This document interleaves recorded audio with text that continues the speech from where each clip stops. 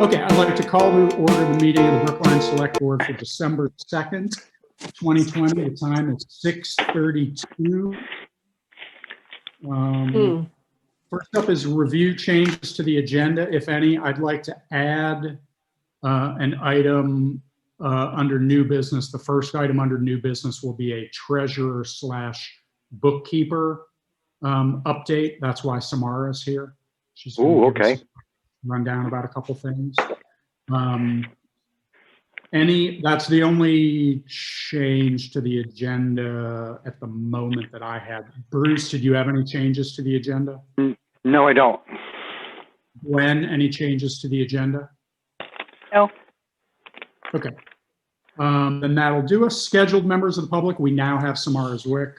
Okay. Unscheduled members of the public, there are none physically in the office and we're online. I should note that myself and Guy Tanza are physically in the office. Everyone else is online. Bruce Mello is online. Gwen Tanza is online. Samara is online. The folks from Fact TV online, and Peter Barris is online. Okay, let's move on to approving the minutes from November 18th. I only had a couple of things, Peter. On the first page under approved minutes, under the minutes from November 4, there's no details. You're probably just missing a sentence that said they were approved as amended, whatever. Do you see where that is? I'll just look at that now. I think.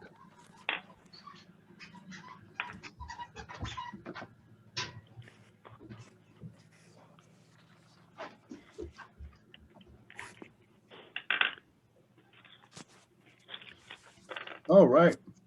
Not a word. Yeah. So, I mean, I'm sure it was just, we made some minor amendments and they were approved. There probably was an abstention, as I recall, probably because somebody had been missing the meeting before. Passed with one abstention. Joseph probably abstained from it, yeah. So I had that, and then the only other thing I saw on page 1 was down under town meeting in the second paragraph, third sentence, Mr. Mello, you just need to remove the W. Thank you. Who are you laughing about, Peter? Me? I got one other. And then, hang on one. And then on page 2, under the email section, Peter Myers should just be Meyer, singular. And then the very last bullet point under the email, the from WRC local hazard mitigation plan. At the very end, you say Mr. It should be Mr. Jones will submit the application.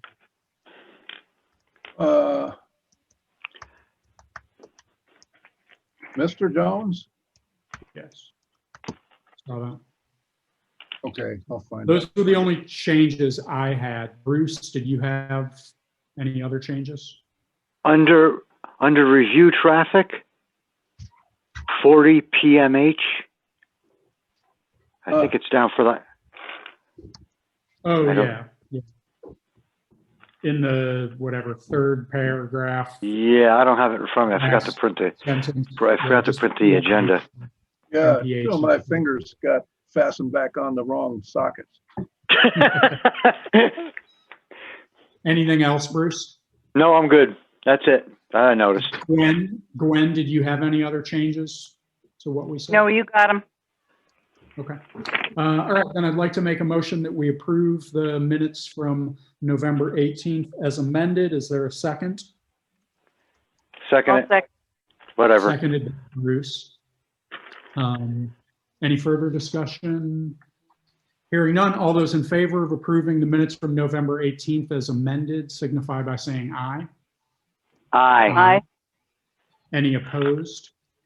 Negative. Any abstentions? Okay, then those are approved.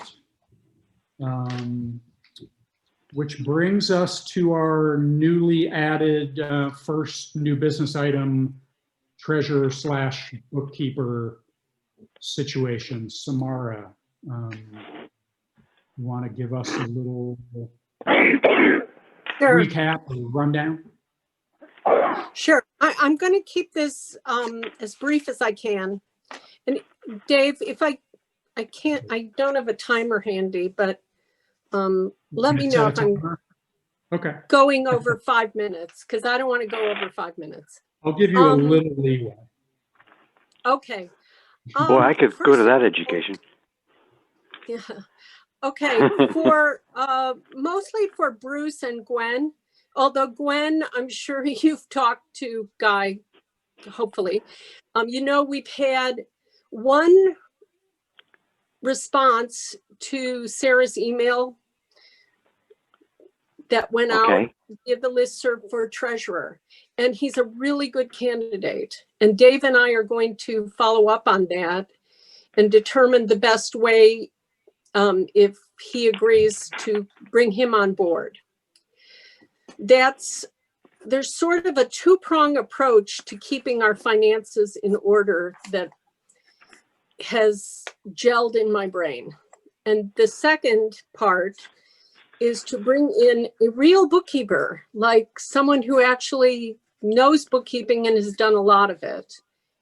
And the easiest way to do that right now would be to bring her on as an assistant treasurer, because it doesn't require special appointments, nor the select board's input. And I've already discussed this with Sarah.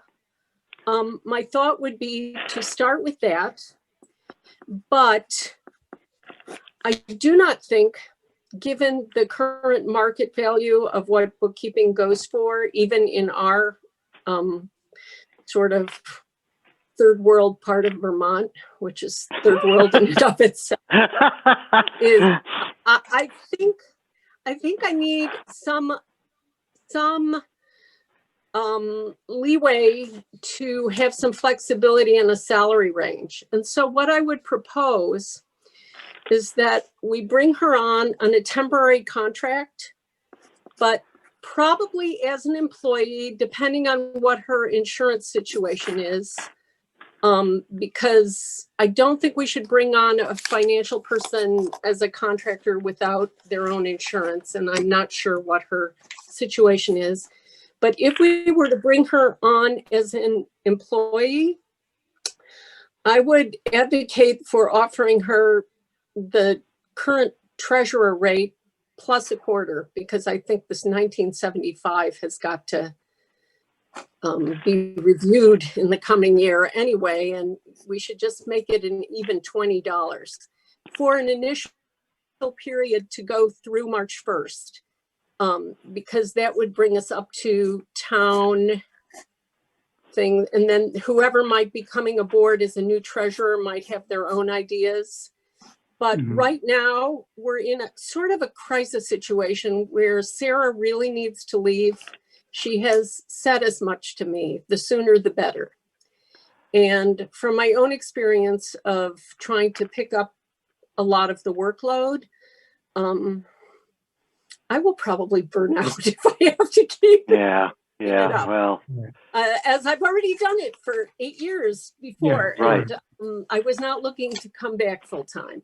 So the opportunity, if I sent you the resume, and Guy, apologies, I forgot to CC you. I meant to CC you with her resume, but I think we can manage our current budget to fit her in at a higher rate. If she'll accept it. I don't know. Her billable rate as a contractor is higher than that, but she has said on an initial phone call I had with her that she'd be flexible. So I'm willing to push and see just how flexible. But I don't have a problem. Let me just initially give you feedback that I don't have a problem with that. I think it's a good idea. Let's just quickly get a little sense of whether we have a consensus on that. Bruce, do you have any concerns with doing that? None whatsoever. None whatsoever. I like the idea of adjusting the pay. I don't think the pay is big enough anyway, which is a whole different issue. But I totally concur with everything that Samara is saying at this point. And God help, I mean, it's great that we're having somebody, one, that's confident that we can get it, appears, according to Samara. And second of all, it's great that Samara is helping us out. So this is all good as far as I'm concerned. Gwen, how about you? Do you have any concerns with doing that? I agree wholeheartedly with Samara. I think she's done an excellent job. I'm looking at the resume now, and it's impressive. And if we can get this woman to help us out, we would really be very lucky. So I agree that the need to work with her salary, et cetera, et cetera. So I'm in. Yep. Well said. So Samara, back to you. So sorry to let you continue. So I will call her tomorrow and see if that's amenable to her. And then she also opened the door. She said, if you guys have any questions for her, please send them. I will happily forward them to her. And then I will immediately email you with her response. And then I've talked to Sarah about this, and she's on board. She has her opinions on pay rates, of course, but hey, she's leaving. So yeah. But with that said, I just want to thank you. I am so fortunate to work with such a supportive crew of select board members and town clerk. I really think we're so fortunate in our town. I will briefly diverge and tell you, I talked to someone today in Westminster who used to be the financial manager in Wethersfield, who told me that their select board did away with all the financial people because he thought he could take care of it. And oh, God. I guess it's the short version. I won't go into the long version, and a gal from Nemrick who lives in Westminster told me they want to move toward having a bookkeeper. Everyone is seeing that really having someone who knows how to actually do bookkeeping and is very important to the financial well-being of a community. So I appreciate your support, and I will move forward. And then Dave and I have an appointment to talk to the treasurer, the one person who responded to the email for treasurer. And after we've talked to him, I'm sure Dave will share that information with you, and we can move forward with that as well. So really, our town has been quite fortunate to have such a positive response. Amen. Yeah. Samara, thank you. Like we've all said, but we'll say it again. Thank you so much for stepping in and helping with all of this. I know you've been trying for a long time to get away from this. We all greatly appreciate the fact that you're still keeping involved and helping us. Yes, you're civil. Peter, what was your question? Just clarify, there's a treasurer candidate and a bookkeeper candidate separate. Correct. Wow. That's okay. Correct. And the treasurer candidate replied to the email sent out to the listserv, and it's a town resident.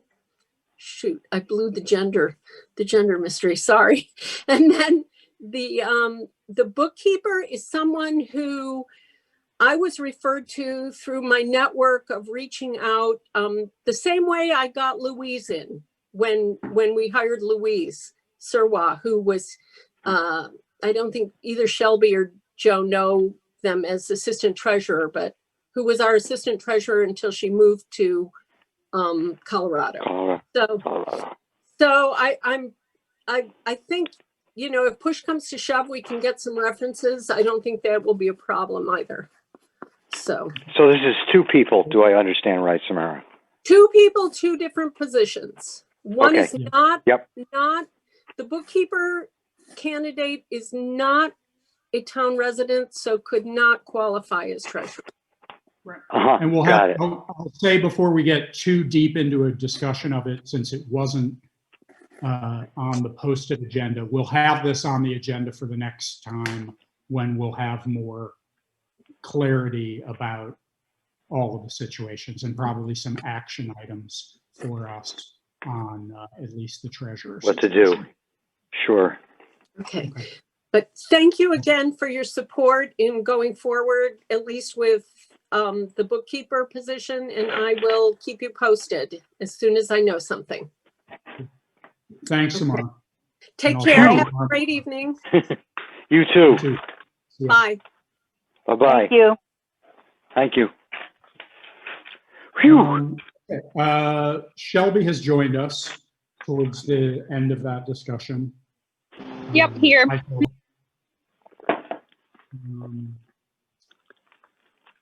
Moving on to 6A, I guess we'll still call it 6A, meeting structure. So Joseph's not with us, and I guess I'm not sure if he's joining, but since we are going to be, for the time being, everybody's going to be remote, I thought it would be good, and Joseph had mentioned this last time, it would be worth us probably just refreshing our memories on, it's been several months, I know, but we did actually adopt some additional meeting rules back in August that Joseph had sketched out, and then we had done some editing too, but we adopted quite a few of those. So I guess I just want to remind people of a few of those, merely because the technical challenges sometimes are going to make this more challenging, and we don't want to get ourselves back into a position of stress like we were when we were first trying to do this. So I'm just going to read through and highlight a few of these just for everyone to remember.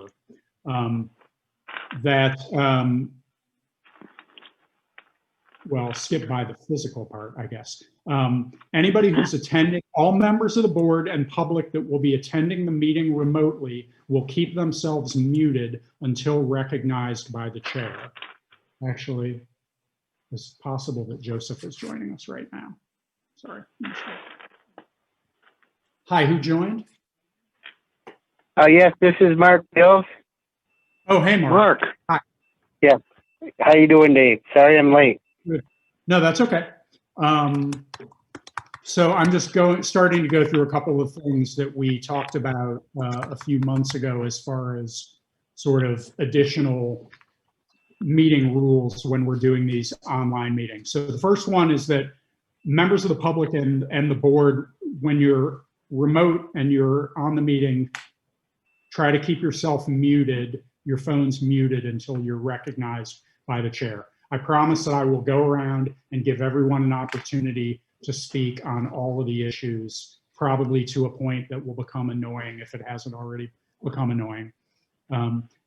Another thing is when discussing issues, the chair will first recognize themselves to speak their opinion on a matter for 2 minutes. The chair will then recognize all members of the board by seniority to speak their opinions for 2 minutes. Following this, the chair will give any member of the public that are present to speak their opinion on the matter if the chair sees fit.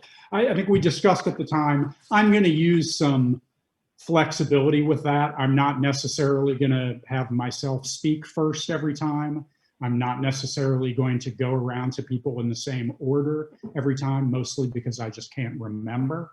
And I'm not going to strictly adhere to the 2-minute thing. I think, we're all adults and are mature and we can work within those confines. The general premise, though, is everyone will get an opportunity to speak. So because of that, we really need to be careful not to speak over each other or interject when people are speaking as much as possible, because it becomes, as we've seen, it makes things much more contentious when we're not seeing each other than it needs to be. It creates stress where it wouldn't exist otherwise.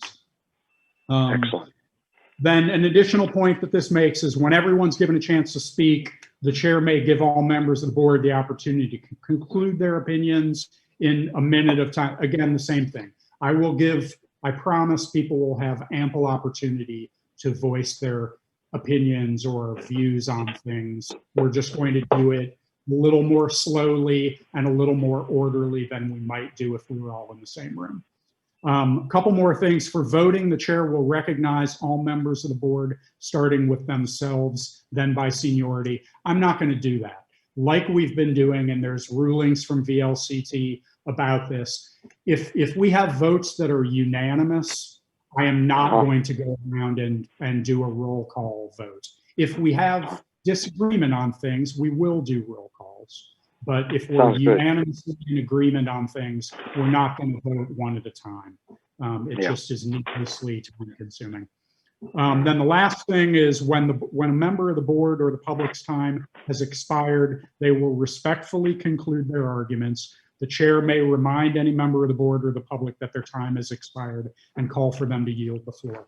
Again, since I'm not going to be strict about time, but what I will say, and I'm saying this to myself as much as anyone else, is that we do want to keep in mind that we want everybody to have an opportunity to speak to things. So try to keep ourselves both brief and also pause and give others the opportunity to take over and weigh in on things rather than dominating conversation as much as possible.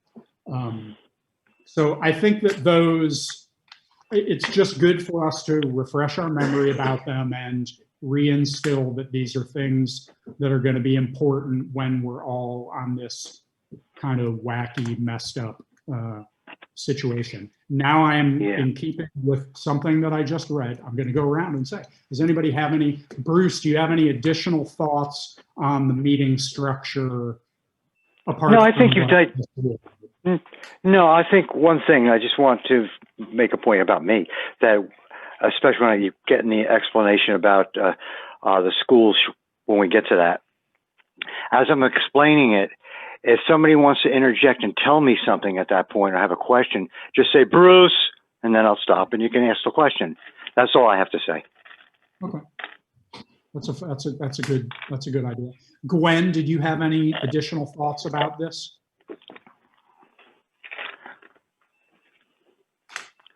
Gwen? Sounding good. I was on mute, so I forgot to unmute it. But no, That's okay. I have no problem with it. Not That's a bad fine. thing. Nobody should ever apologize for having muted themselves. So, how do you do that? I don't know how to mute it. Should be a button on your phone that says mute. Just a minute. Well, no, if you're just called in, I feel like it's, I want to say it's something like #6 or something like that, but I might not be right about that. We'll figure that out for you, Bruce. I'll look it up. Yeah, I don't see it on my phone. I'm not looking very hard. I'm trying to look at it and talk to you at the same time, so I just won't talk. Okay. Shelby, any additional thoughts about this other than just the reiteration of those points? No, it sounds good. Okay, cool. All right. Then moving on to 6B, select board terms. So I talked a little bit about this at the end of the last meeting, but for Shelby's benefit and for everybody's, because I really didn't flesh it all out. It was brought up by Doug Wellman at town meeting this last year that he thought that at some point in the past that, and I'm paraphrasing what I believe he was getting at, that he felt that the select board terms as they were currently set up, namely the 1-year term that Shelby is currently filling, was not supposed to be a 1-year term, but actually was supposed to be a 2-year term. So there's 2 points to make about this. One is going back through town reports for the last 12 years or so. Generally, the terms have always been, in recent memory, 3 3-year terms, 1 2-year term, and 1 1-year term. There were a few years where that got messed up and there were 2 2-year terms, but it then got corrected to what it was believed to to what the intention was back to a 1-year term and a 2-year term. But what I will say is, having now mapped it all out and thought about it, I think Doug's underlying point is a good one and a valid one, which is we should not have our terms structured this way. Because the problem of we are allowed to have a 1-year select board term, and perhaps it was voted that way at town meeting at some point in the past, but it's kind of a mistake to do that, because what that creates inevitably over time, like it will this year, is a scenario where 3 of our select board terms are up for election at the same time. And if, say for the sake of argument, we can't find anybody to fill any of those terms, we suddenly only have a 2-person select board, and we don't have a quorum, and we can't even have meetings. And I'm not sure what we do at that point. So logistically, in my opinion, and I think Doug's and probably other people's, the way it should be structured is we should have the 3-3-year terms the way we do, and they're staggered so that every year one of those is up for election. But then we should have 2 2-year terms that alternate essentially, so that would create a scenario where we would never have more than 2 positions up for election in any given year. Now, the unfortunate thing is, if somebody had brought this up prior to town meeting last year, maybe we could have fixed it then, but we didn't. And the reality is we essentially can't fix it this year, because the 2-year term and the 1-year term are currently expiring. We basically, the only realistic way to fix it is to fix it in 2022 at town meeting, and have the townspeople vote at town meeting to change the 1-year term to be a 2-year term at that point. And from then, assuming that they agree, from that point moving forward, it will all be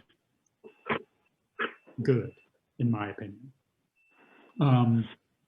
So let's just go around and see if anybody has any questions or wants to disagree with that premise that I just presented. Bruce, what are your thoughts on that?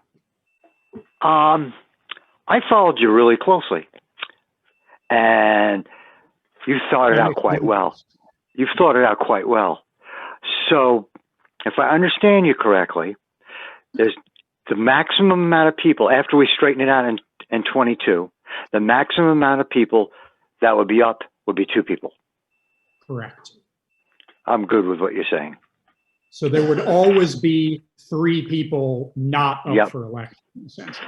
Don't forget, originally we had a 3-person select board years ago, so I don't know when they changed to the 2-person, but I'm good with everything that you had to say. I think what you're doing, I don't know how Shelby feels, but I think the 1-year term is well, it's a good idea to dip in and test it out, but I think if you're going to make a commitment to the select board, you should make it for 2 years.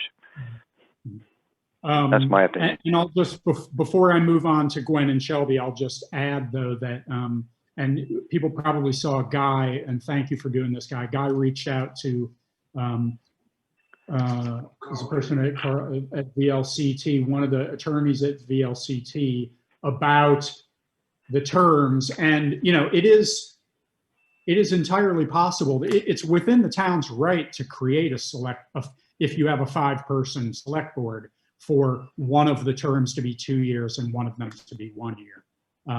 I honestly don't know, because I haven't been able to go back far enough to find whether the townspeople did that or not.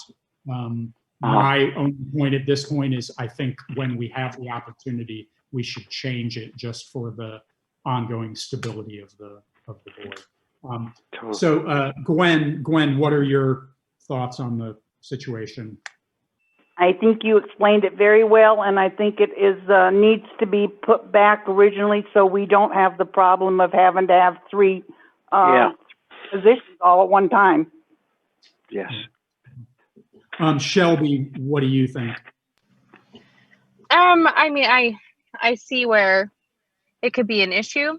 Having a 1-year term when it does happen, I don't wonder how frequently it happens that 3 are Right. up in the same year. But yeah, I mean, it's definitely it's a pickle if all 3 were to say we don't want to do it anymore and all 3 couldn't be filled.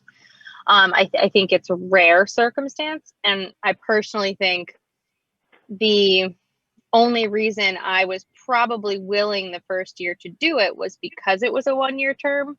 Not that, I mean, some people might be better with longer commitments than others. And it's not that I shy from commitment, but I have a lot on my plate. And knowing I was going back to grad school, like knowing everything I have in my life, knowing it was going to be 1 year was a huge incentive for me to say, okay, I can get through this year. And it turned into 2 years. So it's not like I went anywhere after the first year. I was like, okay, I can get through one more year. But I do think that maybe the benefit of a different type of person that 1-year term could draw in, who might otherwise be deterred from trying being on the select board. I think the benefit of that might outweigh the potential, whatever it is, once in a decade risk that. Just to clarify, it would actually be once every 3 years. Oh, okay, it's once every. Well, but still, I mean, 3 years. have you guys ever not Oh, had? yeah. Have you guys ever not had 5 people? Yes. Yes. And it was you were at 4 people because of that? Was it because somebody stepped down, or because you couldn't get anyone to fill it? We couldn't. 3 years ago, we couldn't get somebody to fill one of the positions. We later. I mean, I'm not totally.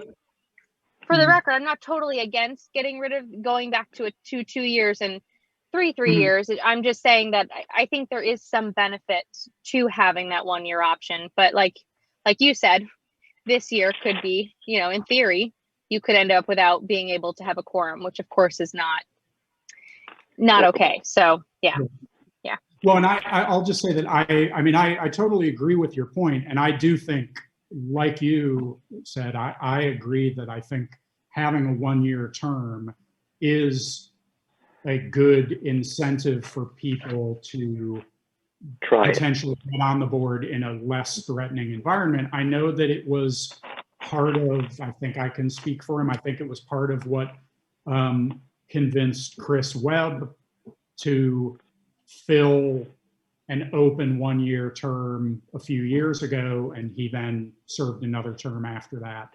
But if it had been multiple years, I'm not sure that he would have. So I think you make a very good point. It's true. Yeah. And the reality is, going back, I haven't gone back and looked at, but going back for quite a while, it has been like this, as near as I can tell. So presumably there have been, prior to me even being involved, there have been a number of times when there were 3 positions open.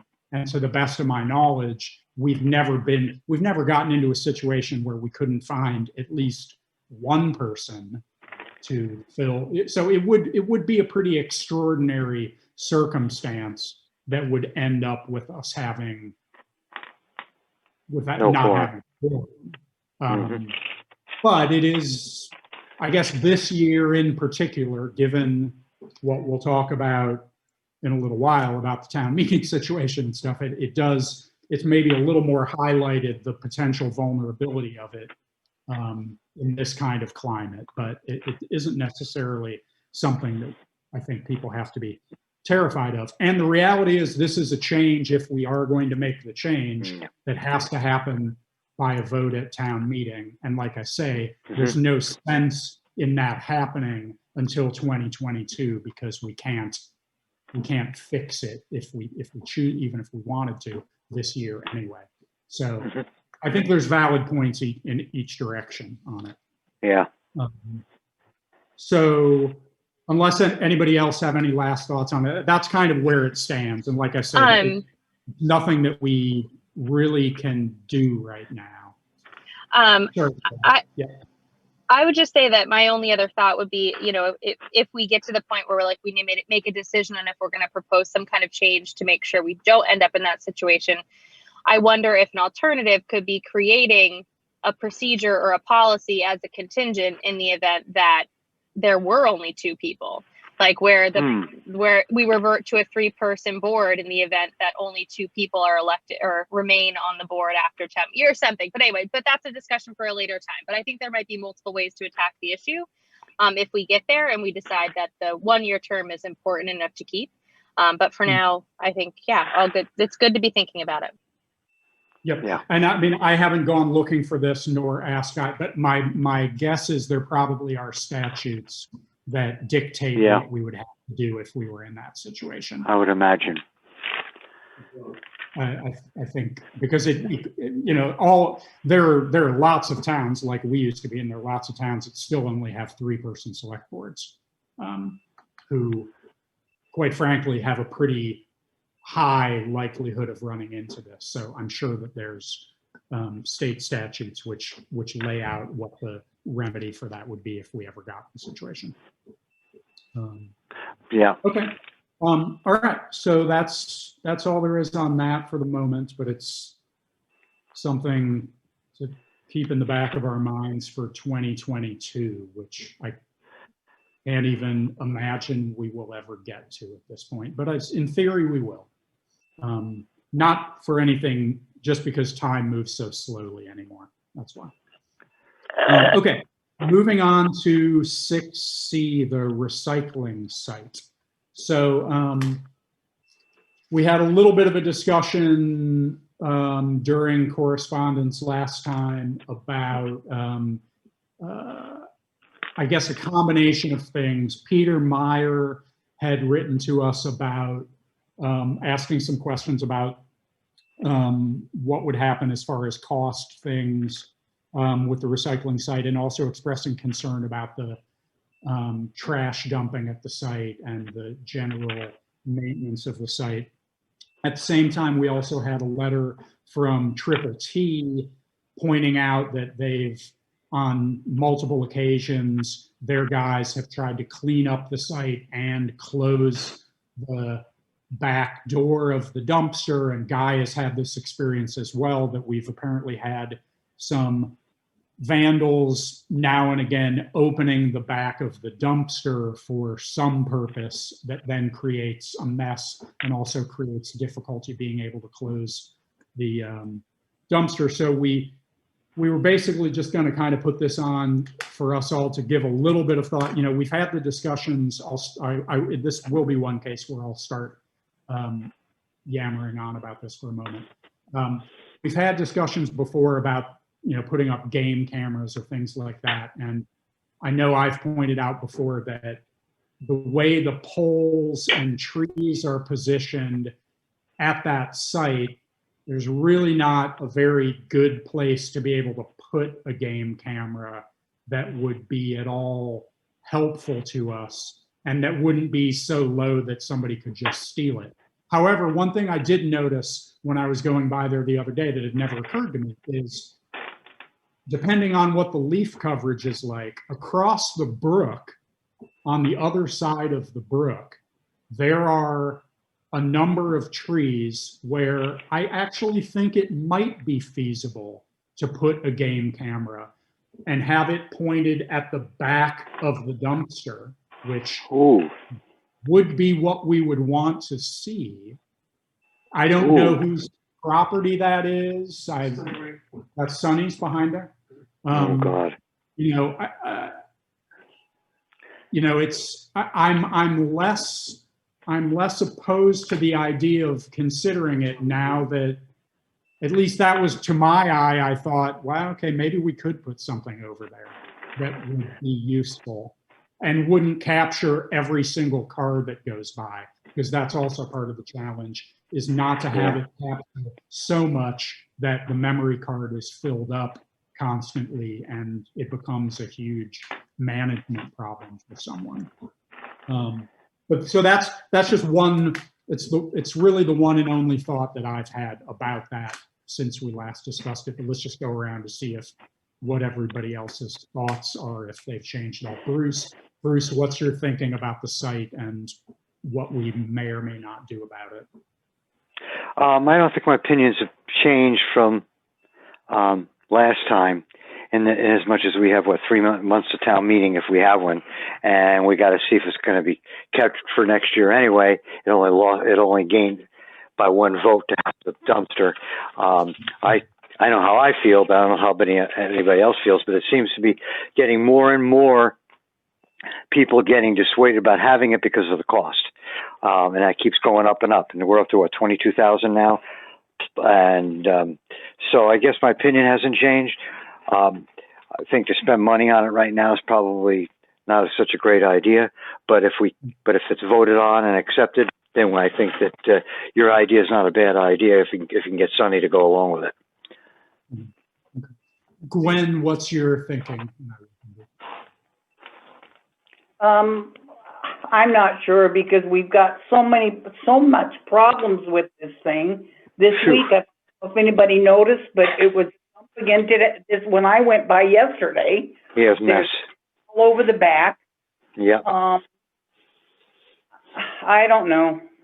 I think if we could just get something up there to detour the kids or whoever's doing this, or even people, if they think it's being monitored, then maybe they'll stop just dumping stuff. Something's got to be done. Okay. So I don't know. Okay. Shelby, what's your thoughts on it? I know you're joining a little late on the discussion, but it's not like we haven't discussed this. This isn't the first time this has come up. Yeah, exactly. No way. Yeah, no, the last couple times I've gone to do my recycling, I've been really disappointed in how much stuff is just dropped that's just clearly not recycling. And it's like, why did you even bring it here? Why didn't you put it with your trash? This isn't your own personal free pile, plus nobody's going to take that stuff. Like it seems to be very widespread. So my thought is that if the town votes to continue the service, having the recycling bins this town meeting day, I think that it would kind of be our responsibility at that point to, even if it previously has seemed cost prohibitive, to try putting in some kind of surveillance, because even like you said, maybe it's just a deterrent because it's there, whether or not we get good enough pictures or images to do anything. At least we're attempting, and by seeing the camera, maybe just its presence alone does something. But I think we're close enough to town meeting day at this point. I think we wait and see if the town votes to continue having recycling, and if they vote to continue, then I think that, I know it's hard and we talk in circles and we don't really know that anything will work, but I think it's time that we tried something tangible, more than just a sign, but really tried something. I mean, game cameras are money, but they're not that much money. They're maybe $60. So, and the batteries will last 6 months. So, I think that's sort of where I stand. Get to March, and then from there, if it's still something we have, I think it's time we bite the bullet and put a little bit of money into some surveillance. That makes a lot of sense to me too. Guy, what's your feeling about it? I like the idea of surveillance. I think that's a good answer, because I think recycling is an important part of what we do as a community. The costs are always going to go up, but by the same token, when they go up at the recycling plant, they're also going to go up at the recycling bins. So it's going to be the same thing no matter what, but it's a lot cheaper and less toiling to bring your recyclables to a bin versus bringing them into, or having someone pick them up.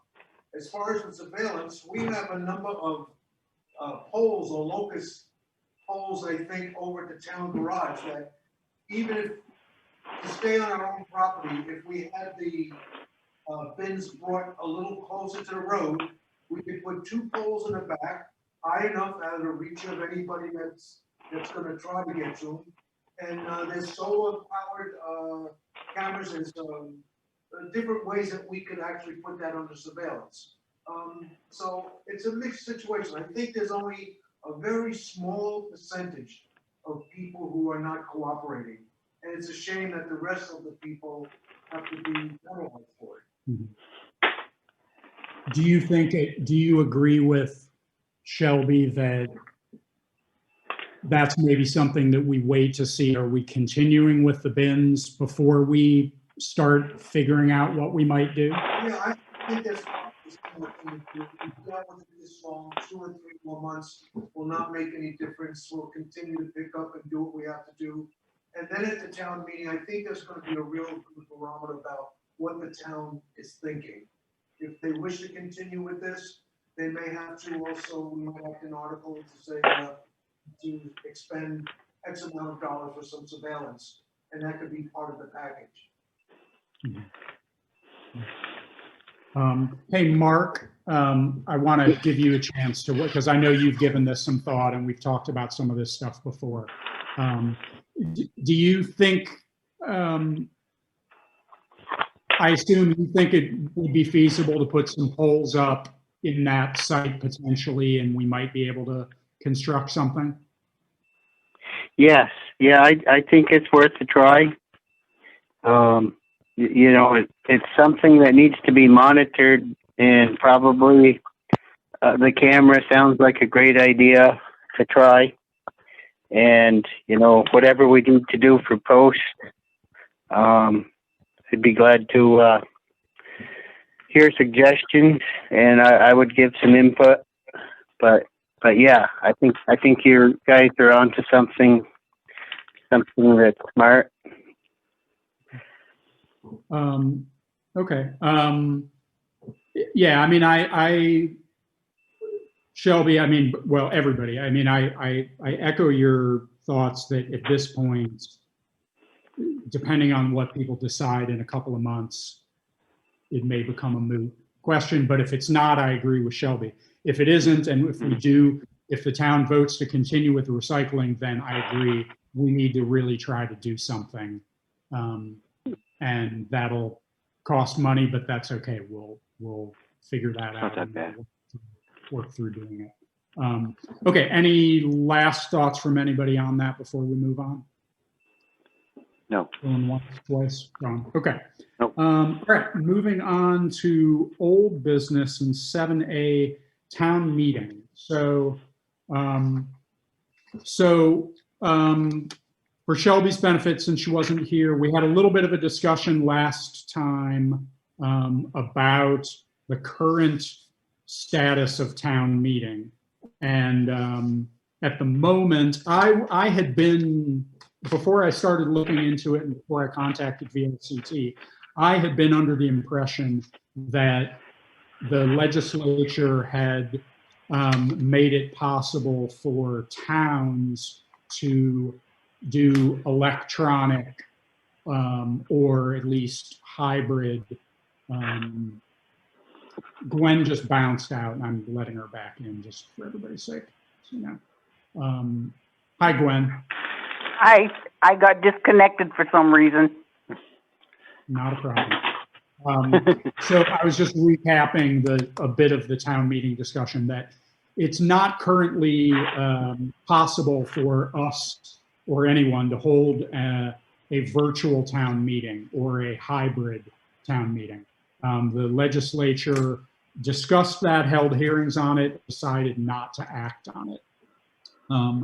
It is also, as Guy's, we all should have seen the exchange that Guy had with JP at, is he also at the Secretary of State's office, about the options for town meeting currently. It does not, and I've exchanged emails with a number of legislators about this as well. No one seems optimistic that the legislature will change anything about this in time for it to make any difference for town meeting.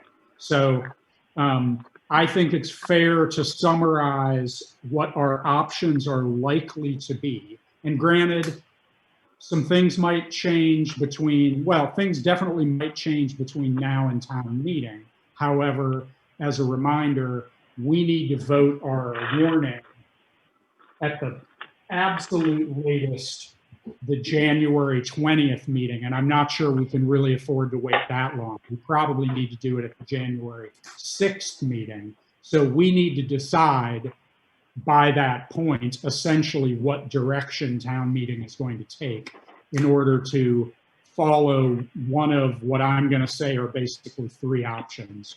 Option number one is we would do our entire meeting by Australian ballot. Ooh. With an informational meeting a week to 10 days before that, which could be a virtual meeting. That is allowed. Option number two would be we would have a physical indoor town meeting at possibly at the daycare or possibly at Newbrook, which would be a larger location. And then option number three, which is something that Joseph brought up last time, is we could consider having an outdoor town meeting.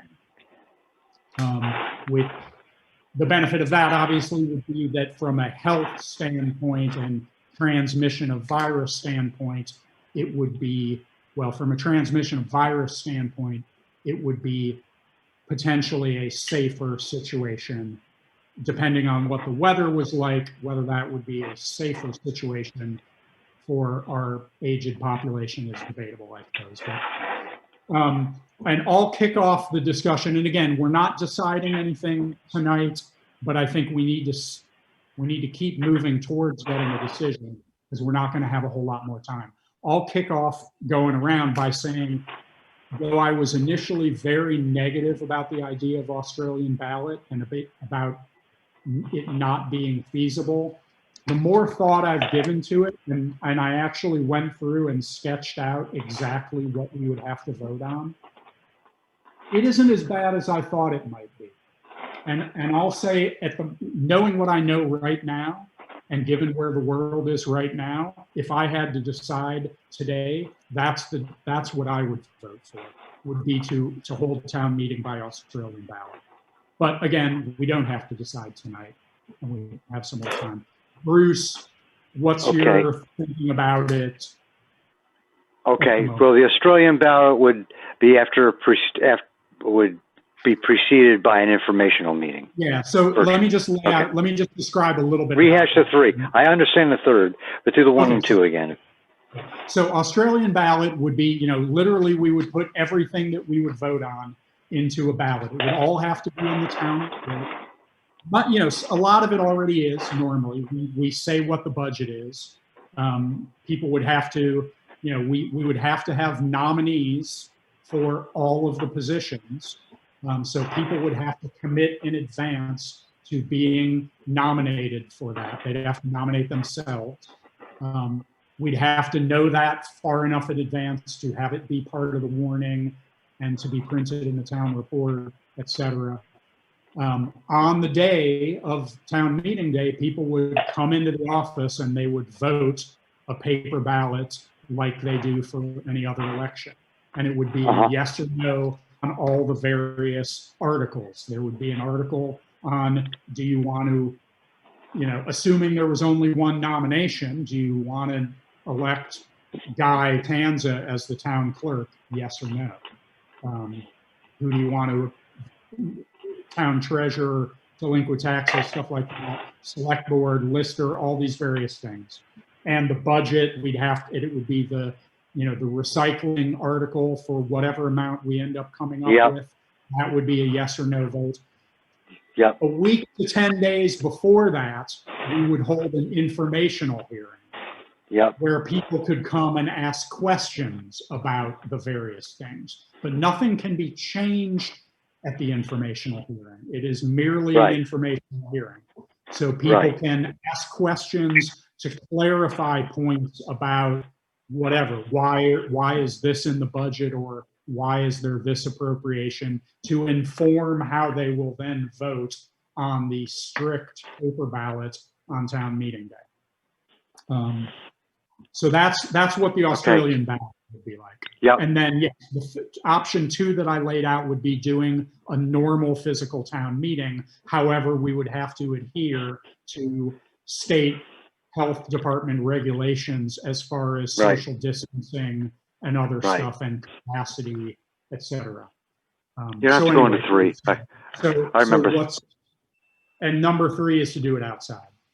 Right. Well, to me, Again, not deciding anything, but what are your thoughts at the moment?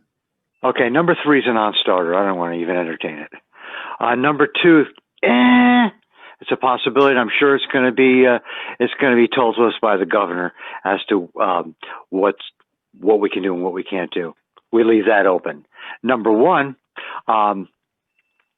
is not going to make some people happy, but there's not a hell of a lot we can do. And I just don't want to see one thing. I don't want to see the onus being put on you, Dave, or this select board because we have to do that. So we're going to have to be kind of firm that way. We're going to have to plan it, make sure that if we go that route, that we notify people for 2, 3, 4 weeks in advance, whatever we need to do, and tell them about the informational meeting, send out a letter, do the communication part. If there's any questions, leave a select board meeting open so that people can ask what's going on. You know, like you, we don't want to see anybody get upset, but this is a tough time and we're trying to make the best of it. But lastly, and most importantly, I think, is like I said last time, I think the governor is going to have the last call on all this. He hasn't said anything right now because he's dealing with stuff going down his pipe like a rocket. So I still pretty much watch every one of those governor meetings that he has online and on television, and he's going through a ton of garbage right now. So I don't think he's put that in the front of his mind yet. And when that time comes, I think time will come pretty shortly. He's going to realize he's going to have to react. So I think. Let me say one thing about that, though, that in defense of, or whatever, not defense, but in the exchanges that I've had with legislators, both our legislators and also a couple of the legislators who chair the committees that decided not to allow online meetings or virtual meetings, I believe that there's a strong feeling among people that giving towns the ability to decide, like we can now, we have the ability as a select board to decide that we're going to have town meeting by Australian ballot. Normally, we wouldn't have that option. That would only be an option if it was voted at town meeting. I think a lot of those people feel that is the solution. Okay. They seem surprised that I initially expressed concern about the feasibility of us having our town meeting by Australian ballot. They seem surprised. I thought about it more. I'm coming over to their side, so maybe they were right. They were surprised. It would be not quite the solution that some of them may have thought it was. Okay, let's give everybody else a chance. Gwen, what's your thinking about it at the moment? Well, I think with the circumstances that they are and the research that you and Guy and others have done, that it sounds like the Australian ballot might be the way to go and might be the safest for the town. You know, it might take a little extra work, but we're all willing to work and help you with whatever we have to do. Yeah, I mean, good point. We have a choice right now. Good point. No, and I think your point about it being, and that is certainly also something that I've more come to the realization of, that, you know, it would be, I think, of the options, it would be the safest for the townspeople, which is not a small thing to be concerned about. Let's keep going around. Shelby, now that you're a little more familiar with what we talked about before and what we're looking at now, what are your thoughts at the moment about these options? I'm team Australian ballot all the way. The town I grew up in actually used to do, we had town meeting day. So, you know, you'd elect a moderator, all of the articles that, you know, always brought about discussion, like the budgets and things like that, happened during the town meeting and by vote at the town meeting with the group there. But for the rest of the elected officials, there was everyone had to put in their nominations prior. Everyone was on a ballot. And so the participation in the vote on all of the elected officials in the town and the ability for people to be on the ballot, even if they couldn't get off work that day, everything was already lined up in advance. So everyone was already confirmed whether or not they were even interested in it because they had to be on the ballot in advance. And the participation in the voting for the town officials was extremely high, even when the participation at town meeting was probably only like, maybe 30% of the town, but the participation in the Australian ballot, because they would trickle in throughout the day, was closer to 80%. So I've always been a fan of the Australian ballot for the elected officials of the town, especially because it does have that requirement and puts that onus on people providing their names for nomination in advance. So you can have multiple people, and that creates a culture where you beforehand, it's not like you show up to town meeting day and sort of like, oh, I guess maybe, or it has to be somebody who's there if they hadn't already expressed an interest to somebody who was there, in advance. Right. It's not this sort of word of mouth thing or whether or not you're present. So I love the idea of Australian ballots in general. And I think that COVID, for all of the awful things that are happening and because of it, could be a good opportunity to see how having an Australian ballot could affect participation in our town. So I'm sort of like excited. It could be an opportunity to see what this might do. Kind of in the same way that absentee ballots, it was interesting to see how that affected voter participation at a much bigger level. But yeah, I mean, I think it'd be a good experiment, and I think it also is the safest option. So it could be a necessity, but also a great opportunity. Those are all really good points. Joseph, that's a way to think about it. Joseph joined us partway into that discussion. Joseph, I'm not sure exactly when you joined on, but if you couldn't tell, we're talking about town meeting again. And the options that I sort of boiled down to essentially option one being Australian ballot, option in no particular order, but that we have to decide now. Option two being a physical town meeting indoors somewhere. Option three being a physical meeting outdoors. What's your thinking again this week about where you stand on what you think we might want to do? Yeah, I think, I caught most of the conversation. For one, I guess just in sort of question or / response to what Bruce was saying about the governor, and I didn't hear the whole conversation about the governor or the legislators. I'd be curious if the governor actually can mandate anything, or if that would have to fall all on the legislators. So I think that, again, I would say I don't think we can really rely on the governor making any sort of mandate as much as he would like to help. But I guess personally, I don't think indoors is a good thing to plan on. I think a lot of this, if you could make a snap decision in less than a week, then maybe it would be nice to say indoors is on the table. But looking at it now and looking at it when we have to make the decision, I don't think indoors can be on the table. And as much as I like the idea of having an outdoor meeting, again, we can't really make a snap decision. So I think trying to plan a month out, who knows if it's going to rain, and then that would kind of be off the table. And then also hearing what Shelby had to say, a lot of those are really good points. And I think it'd be kind of difficult to do Australian ballot, but there may be a lot of benefits aside from just getting through a town meeting during COVID. There might be a lot of benefits to it. So I'd say I'm leaning that way now. Okay. Good points with that. And then Joseph, I hadn't really thought of it in these terms, but I think your point about just given the situation, the one option that we can actually plan for and implement that we know would be a safe one is to go with Australian ballot. It also has the advantage of we could control all of it, whereas we can't necessarily control the situation around any of the other options at this point. Exactly. Yeah, I guess I started that thought with saying we can't, plan for the other ones. I didn't finish, but exactly. That's the Australian ballot. Really, the only thing that we can put into action. Several, a month or two out. So.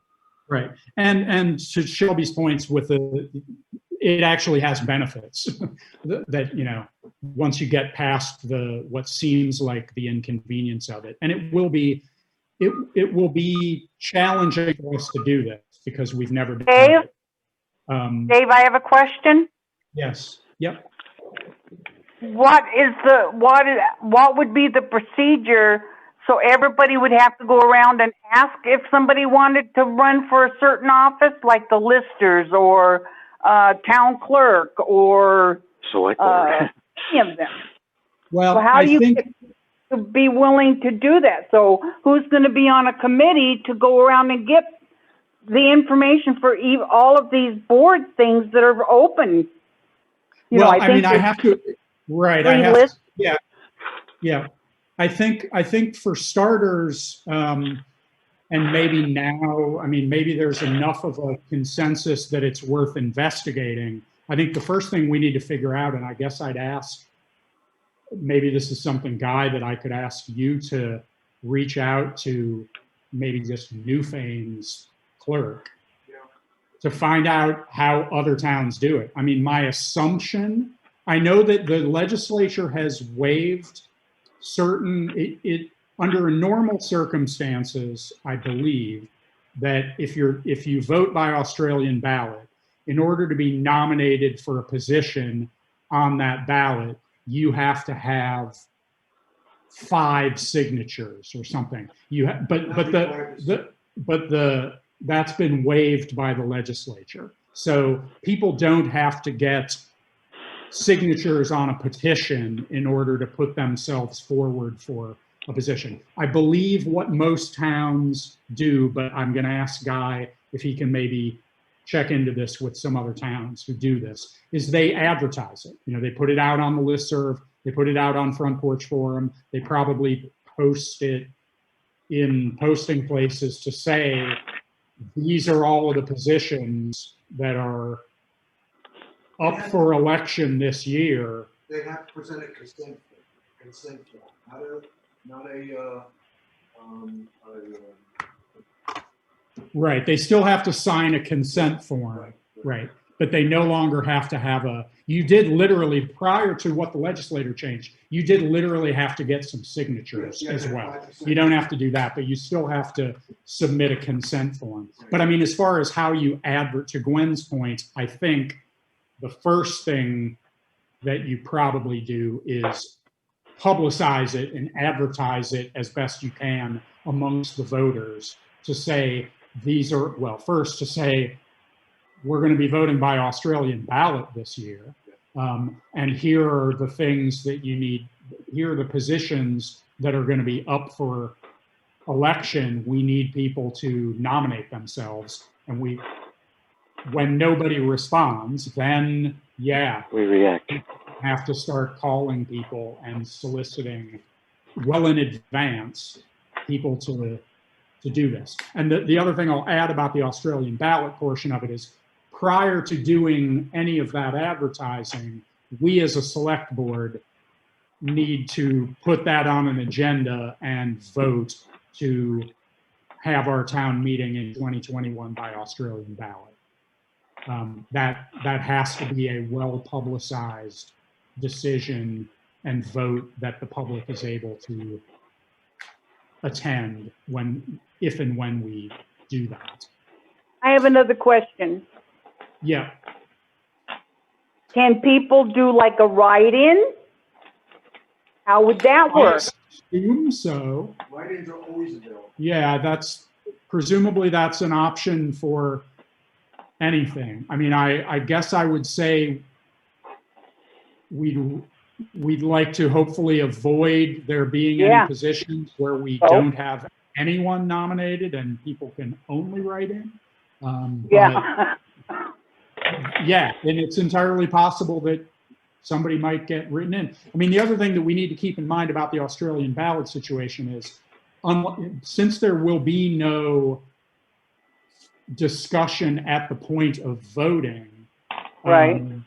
You know, we have to vote everything that way. We have to vote the budget that way. Yep. We have to Yep. vote the appropriations that way. Oh, boy. Yep. All of the articles. So I think it's likely that the budget is going to get voted down? No. But I think it becomes more of a likelihood than it probably would if we were having a physical town meeting. So there are some, you know, there could be Dave? some unforeseen circumstances that come out of it, but whatever, we'd have to deal with those. Dave? Yeah, Bruce. Look, you know, that's what the informational meeting's about. And then they can vote which way they want at that point. So, you know, the informational meeting will be involving all the select board people, obviously, and probably you too, Guy. And at that point in time, if anybody's got a concern, they'll know in advance, look, you got any beefs, this is when you need to come and bring it, because this is a special year. Right. Although the thing that I think it's important to note is nothing can be changed at that informational meeting. So if, let's just say for the sake of argument that there's an appropriation mixed in with all of the standard appropriations that someone has a huge concern about, there's no facility within the structure for anyone to amend anything. Okay, but couldn't we send out, meeting, they can ask all the questions they want, and we can clarify why things are the way they are, but nothing can be changed about the ballot at that Of course, but couldn't we beforehand send out, like we do with the booklet, send out information saying this is what's coming up, and leave it for a week. I'll have it a week or 10 days before the last select board meeting, before we have the virtual meeting online for the information meeting, so that we can take input. So if anybody wants to bitch, there's their time, and we can change it if we think it's constructive or whatever. But obviously, like you, I don't want to go too heavily into this, but the deadlines, the statutory deadline, which, you know, maybe something might change about these, but again, I don't think that since the legislature doesn't even meet again until January, I don't think it's likely that things will change that will help us. The way we have to post the warned article, which is essentially in this scenario would be the ballot, at least 30 days, but not more than 40 days prior to the town meeting. So that's the beginning of February. Yes. At the end of January. Ooh. So there isn't a lot of time for doing anything other than picking a direction and going with it and hoping Dave, we and the informational meeting, by the way, the informational meeting can't happen, is not allowed to happen more than 10 days prior to town meeting. So we have to have the informational meeting. I understand your point about encouraging people to come to select board meeting, but we're going to have a warned specific informational meeting about this ballot anyway, quite frankly. So, which can be virtual.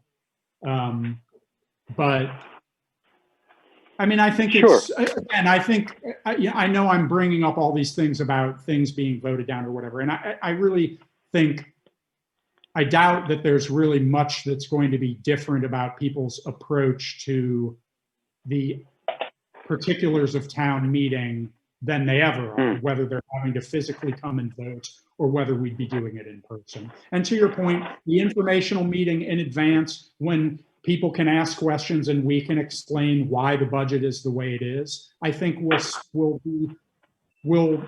be all the information and the satisfaction that most anybody will need. So I don't mean to make it sound like we're going to create all these challenges that we aren't.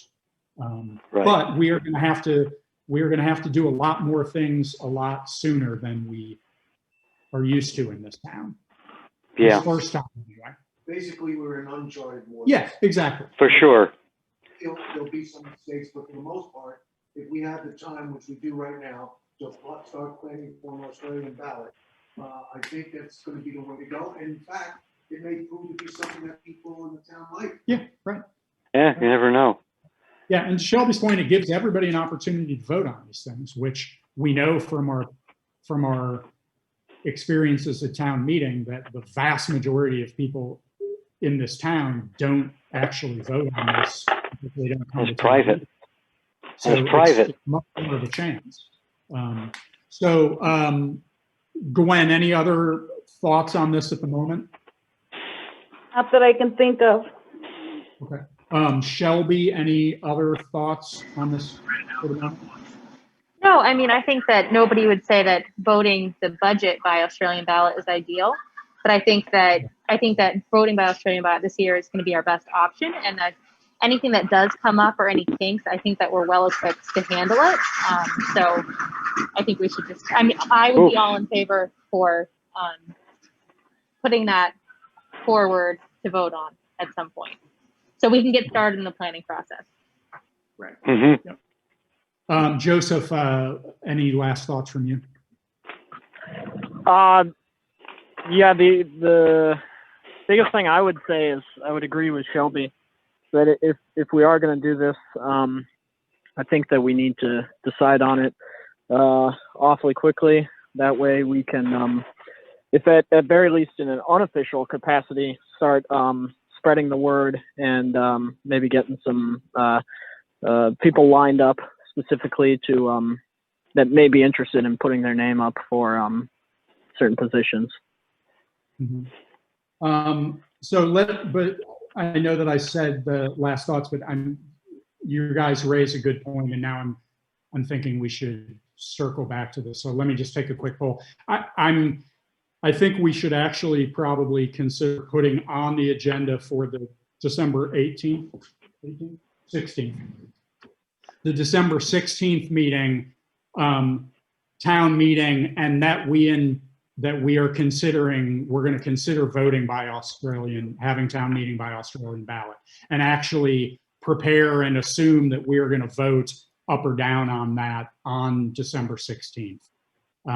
Bruce, any concerns about pulling the trigger at that point? I don't think so, unless you want to call the governor's office and find out any more information, but you've obviously been in touch with the legislators. The only thing that I can say, no, I don't think I have an opposition to that, but I say, but once we do, we should send a letter out to the town saying, this is what's going to happen. If you want to put input, or you have any ideas, or you want to be nominated for something, now's the time to think about it. You have X amount of select board meetings left. We're going to be we're pulling the plug now to have that. And by the time we get to mid to late January, we're going to be putting the books together and following that course, and having the virtual information meeting at whatever date.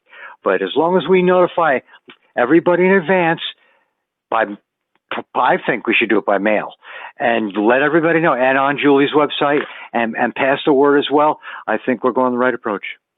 Okay, well, we can, I guess I'll say that after if and when we've decided that we're doing this, and maybe also with some input that I'm going to ask Guy to try to get from other towns that have done this about what their process is, then I think we can have more of a discussion about how we actually communicate it out and what our actual process is after that. Okay.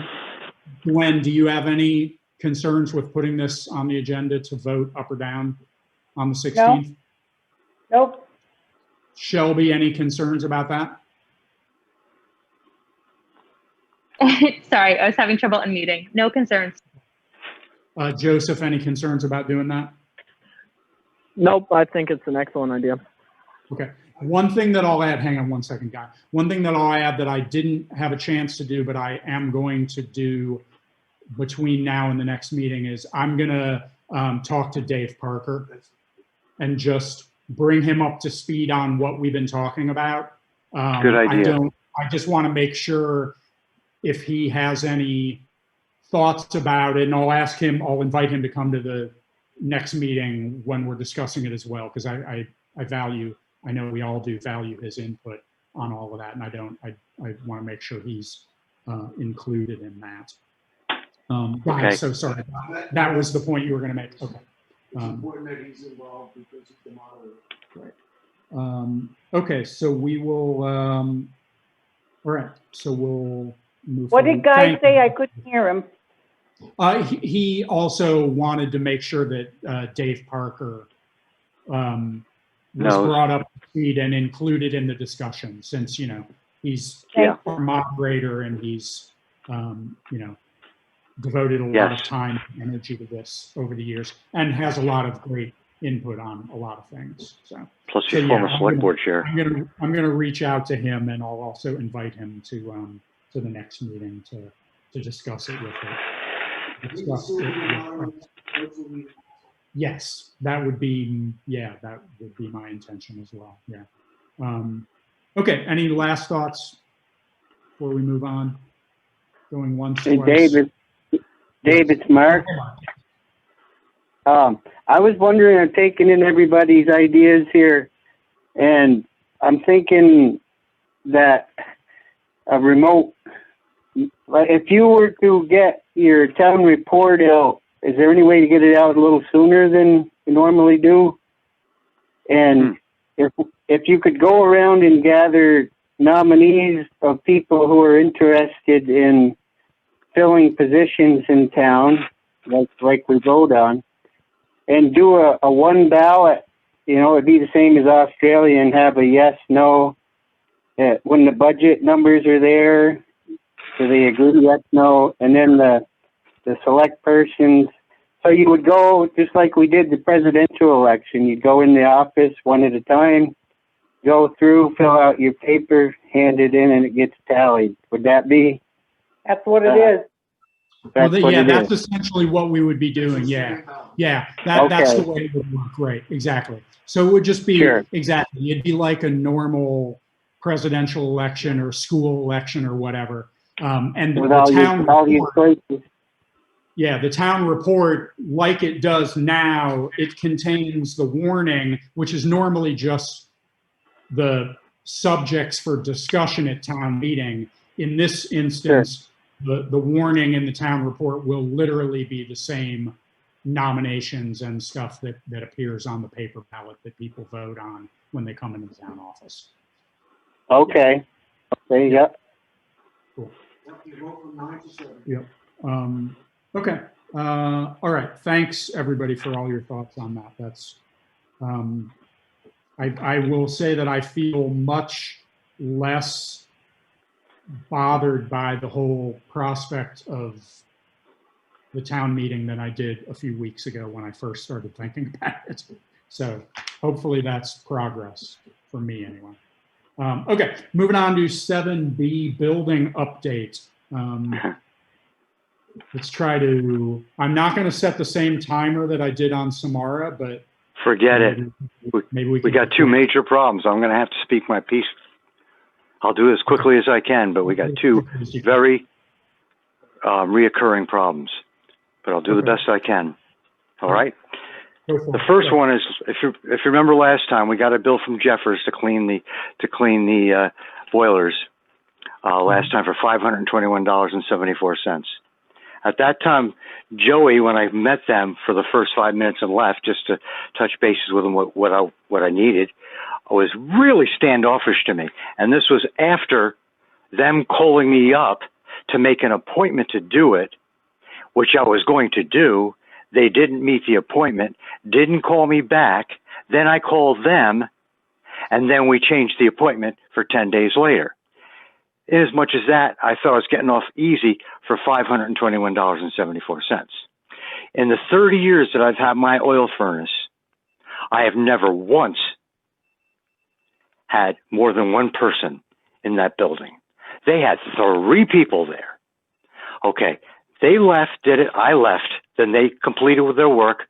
I get an email from Olivia, I believe it was the late afternoon or first thing in the morning, there's no heat in 2 rooms.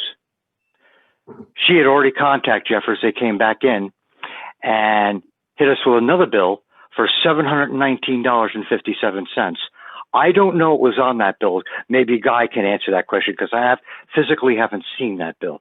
Guy, do you remember what's on that bill? The second one? Al Jeffords, no, Jeffords. This I is can't hear the him. inspection report. Hang on. Well, hang on a second. It's in the AP warrant. Yeah, okay. It's in the description is right there. All right, hang on. It's in the same position as it is on the front. So if it says Al Jeffords. Yep, I see it. I'm just looking for so there's, which invoice are you looking at? You want to know This about? one that's I believe it's the first one. It says 7/19/57. Yeah, it says no heat call, replaced circulator. And Just then the says charge, replace. $200 Dave? for, yeah. I'm sorry, you're cutting out. What does it say for circulator? Just circulator? Yep. It's a That's all it says. Taco 0011F cartridge circulator for $519. And then Woo! the circuit Okay. call for $200. Okay.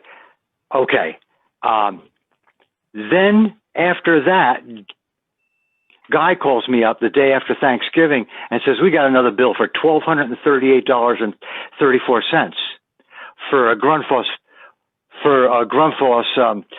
circular pump, which is one of the two that are behind the boiler, and which one of them was leaking, and they supposedly replaced a gasket, and that was on the first bill. I did have that first bill, and it says Taco Vent on it, so I don't have the second bill. So my problem is, in all those instances, I was never called, and I had a conversation with Tim Jeffords after the cleaning, or right around that time, and for over 20 minutes, how to contact him. He knows me. I know him. I've dealt with him plenty. Never received a call from these people. So it took me an entire 24 hours to cool off because I was ready to hit the freaking roof. I mean, this is just incredible that they just don't tell you what they're doing. Let's suppose you go in for something to have your car fixed, and they're telling you, well, it's going to be about $200 or $300, and they hit you for a $1,500 bill. You're pissed. Well, I'm pissed. And this is what I did. I didn't change anything. I didn't change anything for on-call for Jeffords. But this is what I did. I called Pete Noble up. Now, also, Dampier Electric hasn't called me back. It's been close to a month since we got everything straightened out that they were going to come in and do some electrical and straighten out the heat there. I found out from Pete Noble that it's more like an HVAC system situation. So I called Pete Noble a couple of days ago, and he came in for an hour and a half with me yesterday, and we looked at everything. He fixed the heat in the big room, and we were really having a hard time deciding what they did. He couldn't understand. I said to him, wait a minute, Pete. I know they replaced the Grundfos pump because of a $1,200 bill the day after Thanksgiving, but I also thought I saw that they changed a taco pump. I went home and got my original bill, came back, and the taco vent was on. So I thought, well, he says there's no taco circulator here. And there's one little one that seems to be above, what do you call it? Escapes me, but the inlet and outlet to that little pump was shut off, and that would be the only taco pump in the whole system. I asked him twice, and we said no. He says there's no other one. So anyway, we got done, and I've come to a solution. I think I asked him if he would help us out in HVAC situations. I'm having a hard time getting I'm going to have a hard time getting somebody to come in an emergency situation. I also called Rick from Rick's Propane that just put the heaters in the school, in the church, excuse me. And I haven't received a response back from him yet, Dave. What I'm trying to do is see if I can get a commitment from him to service the propane part. I pretty much got commitment from Pete to help us out with the heating part, but the problem is the on-call crap, and I'm trying to work that out. Okay, does anybody have any questions about what I just said? Any concerns? But I have one quick question. Go ahead. Did you contact them to question the bill and see if there was a logical explanation for why we were billed for stuff that doesn't seem like it added up? Like, just in case it was an administrative error where the wrong charges got assigned to the bill on our account for that date? I mean, did you approach them at all about that? No, I Before going didn't. down this I rabbit thought hole? about it, but it was pretty specific that it said Grundfos bill, a Grundfos pump, and I knew what they were talking about. So I could call back Tim and ask this whole thing. I think you're pertaining to that $719 bill. I could call back and ask them, how come after $521 and 3 people, we had no heat, and then it ended up to be $719 the very next morning. I could do that. Another thing to answer your question, kind of answer your question, is that we looked at both pumps. The one that they didn't replace, Pete Noble goes up to it and wiggles the wire to it. And the wire basically is a 3-wire, 240-volt wire that hooks up to it. He wiggles. It was able to make the panel, the LED panel, shake and not work right. He actually ended up taking the cover off that, putting the old module that was in the old Grundfos pump that they had taken out, put it in, replaced it, and got it to work. So I don't know what they did or what was going on, but my issue up top still stays. They didn't mention to me at all any of this. They just responded, didn't say, call me up and communicate. So if you all want me to call Tim Jeffers and ask him what was this about the $719 bill and for why, I can do that. Well, I guess one thing I guess what I'd say to Shelby's point is that if there are details on the invoice that you don't either understand or think might not be accurate, we should question them. Okay. But then to the other point, if you had an agreement with Jeffers that they were going to contact you before going out to work on anything, and they're not holding up to that, then we need to escalate that. I mean, or work to get away from them as a vendor. I mean, if you agreed with Al or whoever that they were going to do this and they're not doing it, we should hold them to what they told you they were going to do. To be fair, that agreement never existed. Okay. They've been on call on infinitum. This has never happened, though, where we've had a situation where they came in with 3 people, $521 bill, and then the very next morning, another $700 bill. So maybe that should be questioned or contested or whatever. And I don't know why they replaced that Grundfos. Oh, excuse me. I forgot one point. Olivia's had an ongoing issue with water hammering. So that's probably the reason why he replaced that pump. But I don't know if it was cracked, broken, what caused it. And Pete Noble, and Pete really knows his stuff. We were having a real hard time figuring out what they did that caused it. Now I had the bills in my hand. In fact, I went back and got the first bill and came back to Susie's just to go over it with him. I didn't have the second one, but I had the third one's easiest. I replaced the pump for $1,200. But to your second point, Dave, that's the approach I want to go. I'm really gun shy with these people. They just don't make me feel warm and fuzzy. Big, huge bills, no explanations. So I'm pursuing the approach that I set up top. I'm going to see if I can get people to commit themselves to us that seem to care a little bit more. That might be a little bit more. Can I say something? Yep, absolutely. I just kind of agree that we need to get in touch with them. And it's a little surprising to me that you'll discuss their bill with another vendor before calling them up and talking to them about it. And I mean, this is something that you've done several times to certain vendors while we've had these meetings, where you have a narrative that goes on and puts them in a very negative light.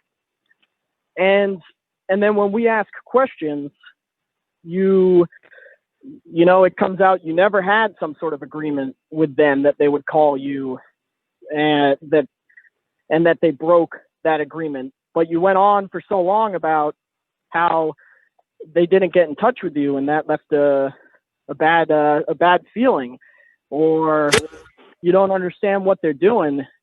I just think it's a little disrespectful to paint these people like they're trying to rip us off. And you're talking about how you went over this in depth with another vendor, and that vendor thinks they don't know what they're doing, but you haven't even had a conversation with them. And they very well may be doing something that's not up to par on this, but I know that they're good people, and they're not. I would rest on faith that they're not trying to rip us off. So to paint them in a public meeting like this, like they're trying to do something wrong, it seems awfully disrespectful to me. Well, I'm just trying to make a change because I don't feel comfortable with them. That's my bottom line. But you haven't. I understand that, and you've been doing all the work. But I mean, those couple points that I had about you'll discuss it with the competition of theirs at length. You'll discuss their bill at length with a competition of theirs who's clearly at no fault of his own trying to steal their clients. But you won't even get on the phone and talk to them, and then you come to a meeting and you disparage them in front of all of us as well as the public record. And like I said, I find it to be awfully disrespectful. Okay, I'd be let's hear what everybody else thinks. say something. Let's hear what everybody else thinks. I'd be remiss if I didn't say something because okay. Go ahead. Here's the thing: we're not going to belabor this. I'll be honest. What I will say is, I would maybe describe it a little bit differently than Joseph, but I do agree with Joseph's point, Bruce. Just that, not just from a respect standpoint from the vendor, but just factually, they should be able to defend and explain why they did something, and they should have the opportunity to do that. You know what I mean? I'll call them tomorrow. If we have concerns about work they did, we should give them the opportunity to explain to you why they did that work. The explanation might not be satisfactory to you, and that's okay, but they should have that chance at least. I'll call them tomorrow. I'll see if I can get some answers from them and report back to you 2 weeks from now what they said. That's the best I can do at this point, and pursue what I just said before. Yeah. Okay. And I think that's fair. Is there other? Yes, there's a second problem happening, okay. And that's the water system. And Scott and Bovat and I've been back and forth about this a bit, and we haven't really concluded what's going on, but we're starting to have a problem with that water system. It's starting to, in fact, you see 2 bills there that they've had to come in because the water system's acting up. And we had a discussion about possibly changing the system, going to a chlorination system or something. And I explained to him quite specifically that the reason why we picked up in the first place because it was there, and we'd like to save $20,000. But he hasn't called me back yet. And he said he'd call me back 2 days ago. So we're trying to work this out where this thing doesn't start acting and costing us a lot of money. Let me also say that I had a discussion with Nancy Burke about this system months and months ago, and she said the town of Townsend had the same system, and they dumped it and changed it for something else because it was given so much maintenance. So I think what I need to do is to discuss it with Scott and find out what's going to go on going forward and present all to you some kind of an alternative, because as far as we're starting to have a problem. And all it does is make sure that our water in that building doesn't fail every time Nancy goes in. Before that was hooked up, I believe it was 2018. Before that, a couple of times before that, we stopped Bruce, having any issues with. Bruce, your phone is cutting in and out a little bit. I don't know if you're okay. How's that? Is that better? Yeah. Okay. I'm done anyway. 2017, we stopped having bad water reports. So it was after that we hooked that system up. So Scott and I are figure out a better path forward, because I was in there yesterday and we were still having a little cloudiness in those tubes. You could see it in the color of the monitor. So haven't really got to determine what we're going to do at that point, but I'll let you know. Okay, cool. All right, thanks, Bruce. Uh-huh. Okay, moving on to updates. Mr. Tanza, what's going on? The town office is still being, used as a call for appointments, and we have the voicemail and the website. But it has slowed down just a tick for now, and I think that was with the holidays. But we're still seeing a lot of property transfers or refinancings and so forth that are going on. And other than that, we're getting more the end of the year, the elections, and all the reports that we have to do. Thank you very much. Mark, what's going on with you?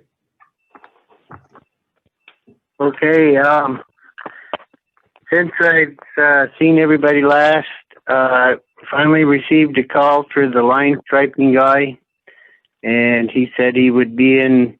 He said he liked to work in the nighttime for less traffic. I told him Brookline didn't have a lot of traffic, but anyway, he asked if I would paint lines in the center of the road for him to target, and he came through and striped Hill Road and Putney Mountain, and hopefully that was okay with everybody, how it came out. And yeah, I think it makes a big difference. It was pretty well faded where it was, and of course the new pavement definitely needed. So I thought it was exceptional. So other than that, I've been doing some sign work, replacing some signs, straightening up signs, been checking the roads after each of our storms that passed through. Everything's holding up pretty good. It's a little bit of potholing on some of the dirt roads. Talked to Archie about it. We hate to scrape with the grader this time of year because it creates soft mud roads if you loosen it up this time of year. So we're going to let it go. It sounds like the weather is gradually cooling down to where things are going to tighten up for the duration of the winter. Also, I was going to bring it up. I should probably bring it to the treasurer, but I received a call from the milling company that milled our pavement, and there was he said that the person on their end never received payment for the milling that was done back in the fall. So I was going to see if I could pass that on to... Yeah. Guy has a thought about that, Mark. Yeah, Mark, I had a conversation with Brian from Arlington Paving, and the invoice for $12,178.25 has not been received, and I had Samara check in with it also today, and she was in conversation with Brian, or she left a voicemail with him asking him to submit another invoice. Okay, very good. I appreciate that. Yep.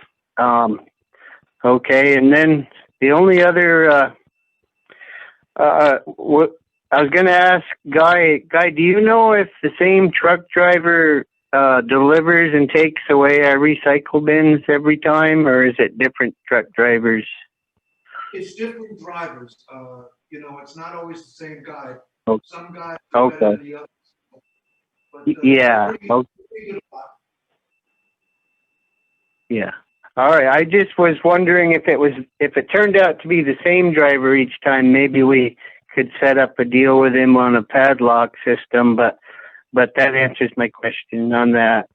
The only other thing that I received another phone call from Mrs. Birch on Parker Road, and I may have overstepped my authority on Parker Road as being a town road. Over the years, I just assumed that Parker Road was a town road clear to the turnaround point of our snow removal and where the grader can turn around. And B inquired with me. She likes to hike or walk on Parker Road on a daily routine, and she asked me if Parker Road was private or a town road, and I said I'm quite certain that it's a town road that we maintain. And then she asked about beyond the gate at the end of Parker Road where we maintain, and I said I wasn't clear on that there was no houses beyond, and that the landowner owns both sides of the road on the old town trail going through there, and I wasn't sure how that was left as town trail or if it's thrown up to the landowner now is responsible for the land as the old town trail. So anyway, I feel like I may have overstepped my boundary of clarifying the town road out to the gate. It appears that Parker's property has been sold. There's new owners, and they don't want anybody walking or hiking. It seems like beyond Greer Bridge. And so therefore, I wondered if I could gather some clarification on the road to pass back to the Birch family and for my own further information. If anybody, Yes. Guy, do you have a Yeah, the good town view of that? It is a town road up to the Mr. Parker's residence. And he was kind enough to put a turnaround up there many years ago so that the town equipment could plow the road and turn around and safely return. Going forward from that point on was part of the old ancient roads. And at the time, the town had an option to do something with the old ancient roads, and it was determined that it was far too expensive, so they just kind of threw them up. And the bottom line is that property is owned by the Parkers, or was owned by the Parkers, and when they conveyed the land to the new owners, that's still in the same, it's in the same vein, that is private land. Did I make myself clear? okay. Well, yes, it's just, we're to maintain clear to the turnaround, and I guess as the town road persons, we have permission to come and go through there for maintenance purposes, and we turn around at the gate. So I guess beyond the gate is not really our problems have been, but it's yeah. So anyway, if I need to call back Interfire to let them know where the town road ends, because I'm unaware, to give somebody permission to be able to walk on a town road and then say that it's not passable. It's just a confusing issue. Mr. Parker's had this conversation, David Parker Jr. had this conversation with Interfire on a number of occasions. And he was, he went as far as to have the surveys done and everything else. That is private property from the gate going west is private. That is not a town road, and it's not to be trespassed upon. Mr. Parker expressed that concern with the Interfire people prior to the sale, and when the sale went through, those are the same parameters. And I think Okay. that the fire people are looking to access that, but Mr. Parker said no, and I believe the new people that own it say no. Okay. So it's fully purposed that I can continue my duties to the gate, and if that's the way that we go out and need that area to turn around at the gate. But if anybody could ask me, can I go up to that gate walking, or can I go up there, turn around? Is that considered, is that legitimate for somebody to go beyond Parker's driveway? All right, you're Other asking than- for some technical answers, and I think I that you would- would look at the survey. Yeah, Mark, I guess, I mean, I don't know how easy this is, but the simplest thing I think would be to say, if the landowner has posted that they don't want people trespassing, then as far as you're aware, that should be respected. It's not up to you. Right. It's not up to you Okay. to decide whether Okay. someone should ignore what has been posted by a landowner. You know what I mean? That puts you in Yeah. an unfair situation. So honestly, Yeah, I mean, I would suggest if B or other people have questions beyond that, encourage them Right. to contact Guy. Okay. Very good. Have them reach out to the town clerk. Sure. Okay. Well, thank you very much. I was unclear after I heard that it was not town road beyond the driveway, so that clears it for me, and I will do as you said. So, But yeah, it doesn't sound like anything about the transfer changes your functional maintenance of the road or anything. That doesn't. Okay. change. No. Okay, very good.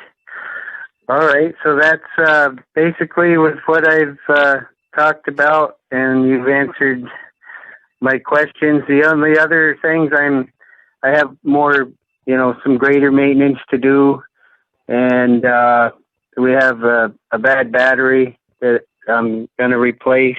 I have to get new batteries for the grader so that it'll be functional for the winter months if needed. And that's it at this time. Cool. All right. Thanks very much, Mark. Okay. Yep. Thank you. Okay. Moving on to communications. Email wise, pretty much just stuff that we all saw and that we did. I'm looking to see whether this actually got to, yeah, it did. And the Perkins, Rick's invoice for the heating stuff at the meeting house got into the accounts payable warrant because that got sent to myself as well. Nothing really of substance beyond things we've already talked about email wise. Regular mail wise, Joseph, you got a very nice letter and some information from the Jehovah's Witnesses, which we'll leave here for you so that you can get back to them. We got a bulk solicitation from Newbrook Fire and Rescue. It's not an actual appropriation request, but it is a sort of bulk solicitation. Then we also got something from the Linda Taft Pratt Library in Dummerston, which is a general solicitation request, not an appropriation, but just bulk solicitation. And that's it for regular mail. Moving on to the pay orders. First up is the accounts payable warrant, which I have already signed last week. We'll go around. Bruce, do you have any questions on the accounts payable warrant? No, I've seen it. Sorry. Yeah, thanks, guys. Sorry, payroll warrant. Oh, payroll warrant? Yes, I've seen that as well. Okay. Gwen, any questions on the payroll warrant? No. Shelby, any questions on the payroll warrant? Nope. Joseph, any questions on the payroll warrant? I'm not in a position to look at any of that stuff right now, so I'm gonna have to check it out later and abstain in the vote right now. Okay. All right, then I'd like to make a motion that we approve payroll warrant 2020-75 dated November 25th, 2020 in the amount of $1,187.82. Is there a second? I'll second it. Seconded by Bruce. Any discussion? Hearing none, all those in favor of approving payroll warrant 2020-75 dated November 25th, 2020 in the amount of $1,187.82 signify by saying aye. Aye. Any opposed? Any abstentions? One. So one abstaining, and that is approved. Now moving on to the accounts payable warrant. Bruce, did you have any questions on the accounts payable warrant? No, I don't. I've seen it. Okay. Gwen, any questions on the accounts payable warrant? No. Shelby, any questions on the accounts payable warrant? No, they were already addressed. Thanks. Joseph, any questions on the accounts payable warrant? Same answer. Okay. Then I'd like to make a motion that we approve accounts payable warrant 2020-76 dated December 2nd, 2020 in the amount of $248,121.97. Is there a second? I'll second. Seconded by Shelby. Any discussion?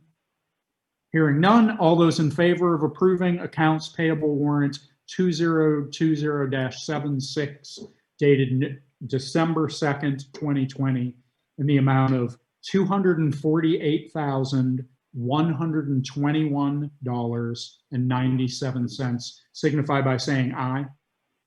Aye. Aye. Any opposed? No. Are you really voting against this, Bruce? Yes, I am. Okay. So just let's go back and do a roll call vote for this, just to make sure everything's clear.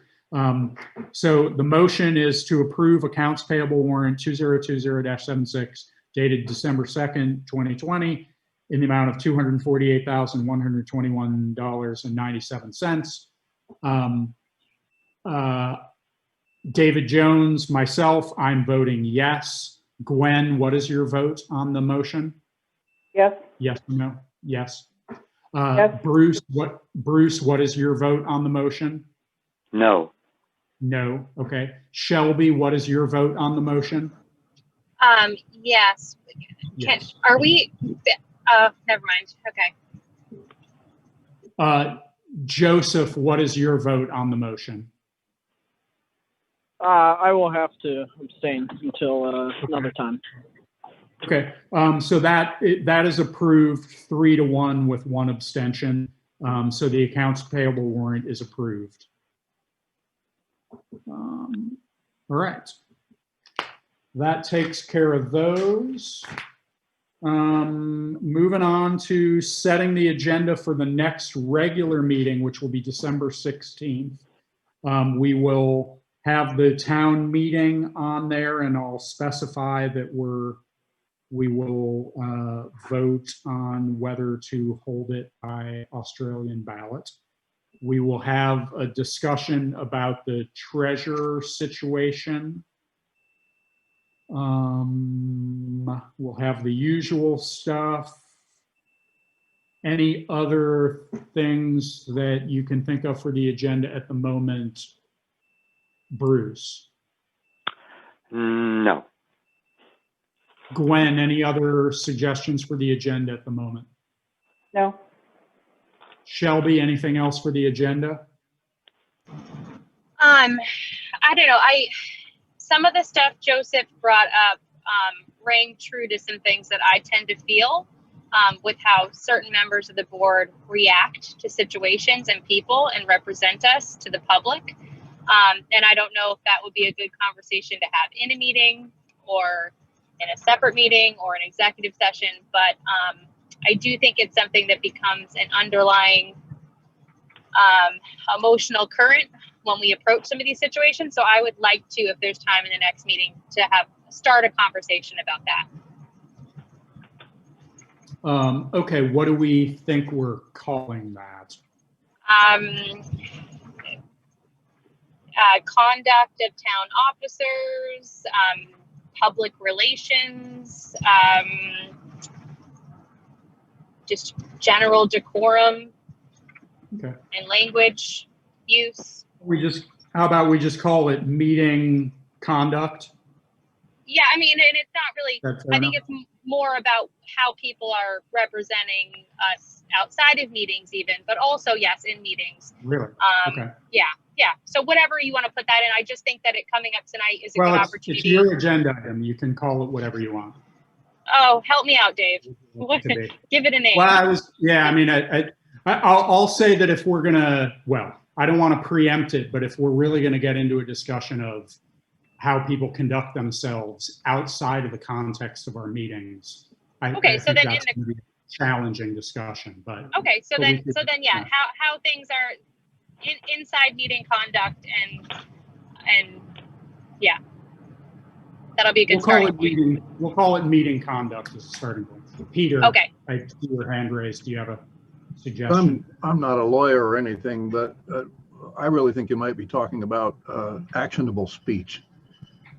And it would be good to have a session on what constitutes legal exposure in a public meeting of the town. In other words, you guys could get sued for some things that you might say in a meeting. Good point. That'd be the issue. I mean, yeah, no, that's fair. I'll just say that I'll be brutally honest that I have so much on my plate right now that I'm not going to spearhead at this moment figuring out a discussion about this.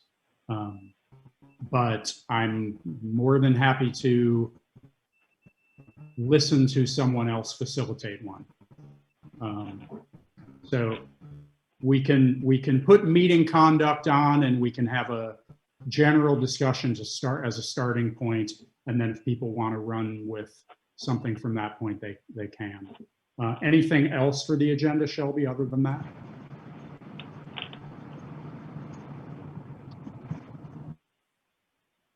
Shelby? Is that a no? Probably a no. I was going to ask Joseph, but Joseph is no longer on the call. I don't see Shelby on the list either. Oh, her iPhone is on. I think her phone must have dropped out, or she comes back. in the meeting, but not connected to that. Joseph, is that you coming back in? It is. And I was actually about to say something. I don't know what happened when. I'm back. What was that? Okay, hang on. Sorry, Shelby's back also. Shelby got bounced out as well. Let's hang on. I'll get to you in a second, Joseph.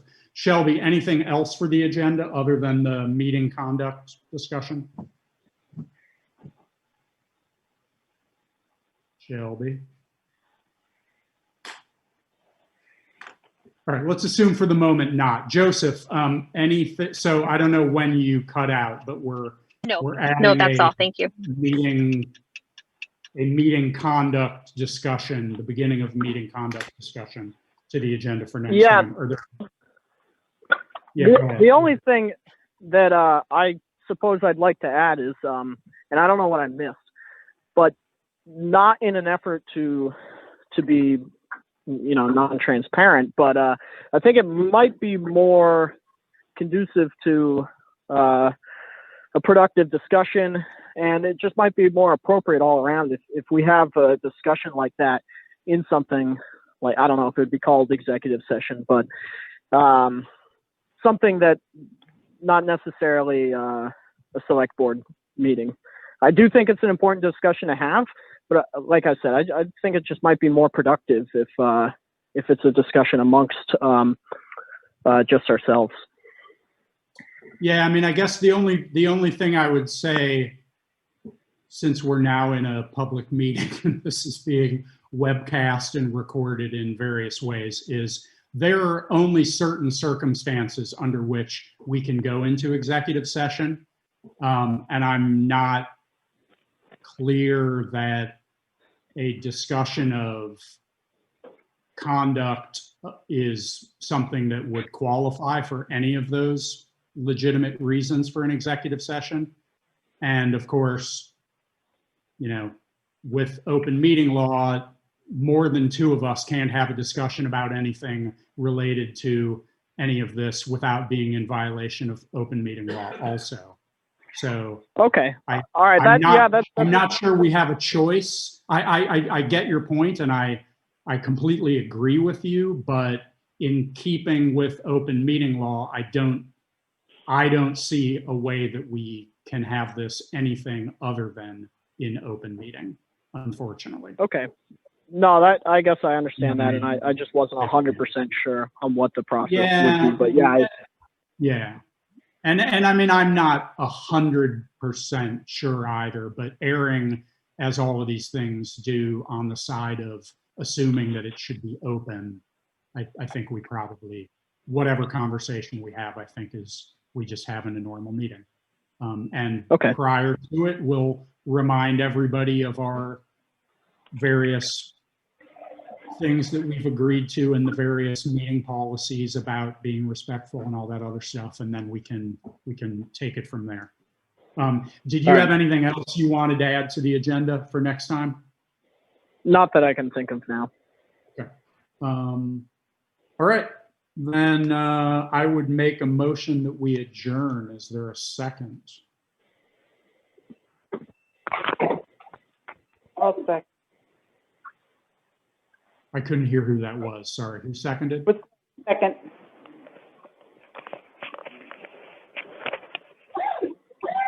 Who actually just seconded? Sorry. I did, Gwen. Okay, Gwen did. Sorry. Thank you, Gwen. Sorry. Okay.